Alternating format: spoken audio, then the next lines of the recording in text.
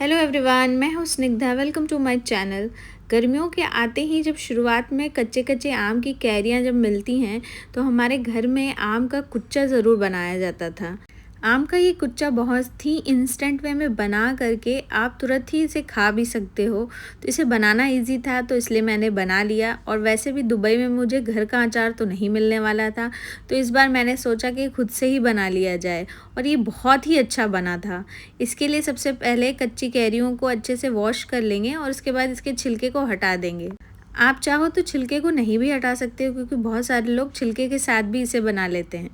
अब छिलके को हटाने के बाद मैं रफली तरीके से आम को कट करती जाऊंगी, जैसे भी हो आपको कट करना हो। लेकिन हाँ, पीसेस बहुत बड़े मत रखना, क्योंकि बाद में इसे हम एक चॉपर में चॉप करने वाले हैं। आप चाहो तो ग्रेटर से इसे ग्रेट करके भी बना सकते हो, बहुत ईजिली ये ग्रेट भी हो जाता है। लेकिन आज मैंने इसे चॉपर में चॉप करके बनाने का प्लान किया। इस तरीके से सारे आम को काट लेने के बाद मैंने यहाँ अपना चॉपर लिया है और उसमें बारी बारी से थोड़ा थोड़ा डाल करके मैं अच्छे तरीके से चॉप कर लूँ। जब हम चॉपर में चॉप करेंगे तो ये ध्यान रखेंगे हम, बहुत ज़्यादा बारीक भी नहीं होना चाहिए और बहुत ज़्यादा मोटा भी नहीं होना चाहिए। आप देख पा रहे हो किस तरीके से मैंने चॉप कर लिया है। बिल्कुल इसी तरीके से हमें चॉपर में चॉप कर लेना है। आम को चॉप करने के बाद एक स्टील के खुले बर्तन में मैंने इसे ट्रांसफ़र कर दिया है।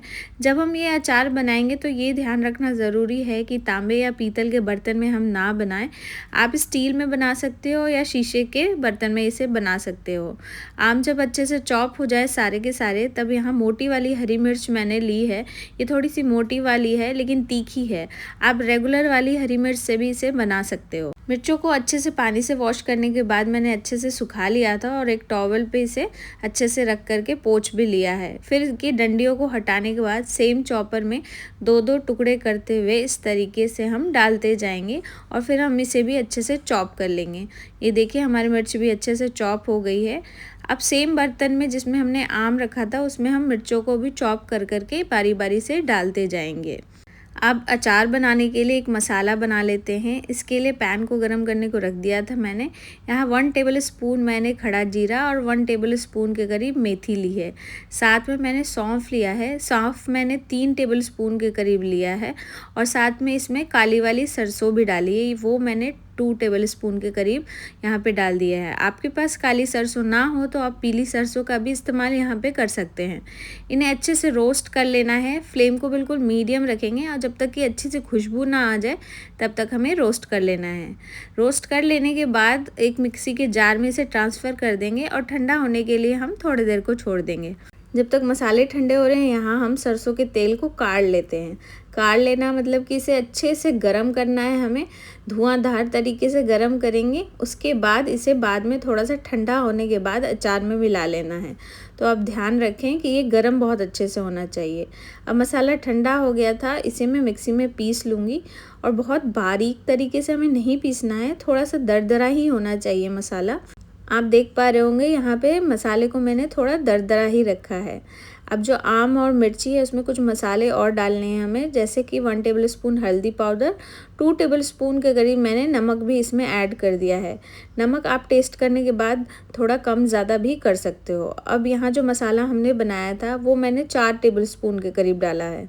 तेल जब हल्का सा ठंडा हुआ था उसमें मैंने 1 टेबल स्पून सौंफ, साथ में थोड़ी सी हींग ऐड कर ली है और उसके साथ ही मैंने थोड़ा सा कश्मीरी लाल मिर्च का पाउडर भी ऐड किया है, वो मैंने 1 टेबल स्पून ही ऐड किया है। इन सारी चीज़ों को अच्छे से स्पैचुला से मिला लेंगे। कश्मीरी लाल मिर्च डालने से अचार का कलर बहुत अच्छा आता है और सौंफ खड़ा खड़ा जब हम खाते हैं इससे तो उसका फ्लेवर बहुत अच्छा आता है, इसलिए मैं सौंफ ज़रूर डालती हूँ। अब इन सारी चीज़ों को हम इस मिश्रण में ट्रांसफ़र कर देंगे इस तरीके से और इसको अच्छे से अब हमें मिक्स कर लेना है। अगर आप इस तरीके से आम का कुचा बनाओगे तो आपका कुचा बहुत ही परफेक्ट बनेगा।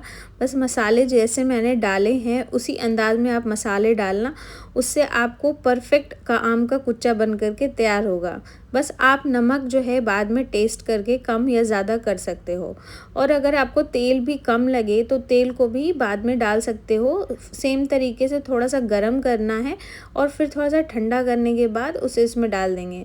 मसाले मुझे थोड़े कम लग रहे थे तो जो बचे हुए मसाले थे वो भी मैंने इसमें अच्छे से मिक्स कर दिया था।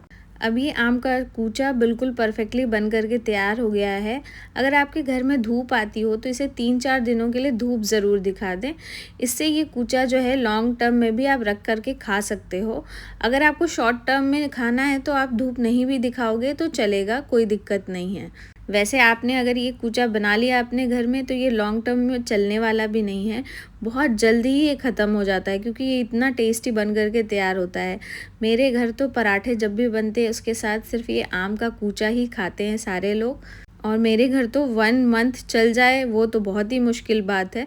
15 से 20 दिनों के अंदर ही ये आम का अचार जो है ख़त्म हो जाएगा। तो आप भी एक बार इसी तरीके से बना करके ट्राई ज़रूर करना, आपको बहुत ज़्यादा अच्छा लगने वाला है। जिन लोगों को अचार बनाना भी नहीं आता वो भी बहुत आराम से ये आम के कूचे का अचार बना सकते हैं। बस जो मसाले डाले हैं हमने उसका मेज़रमेंट आप परफेक्ट रखिएगा, आपका कूचा कभी ख़राब बनेगा ही नहीं। अब देखिए आप, हमारा ये आम का कूचा बन कर के तैयार हो गया है और इसकी क्वांटिटी भी कोई कम नहीं है, बिल्कुल परफेक्ट है। आप भी एक बार इसी तरीके से इसे बना करके ट्राई कीजिएगा। वीडियो अगर पसंद आई हो तो इसे लाइक शेयर एक बार ज़रूर करिएगा।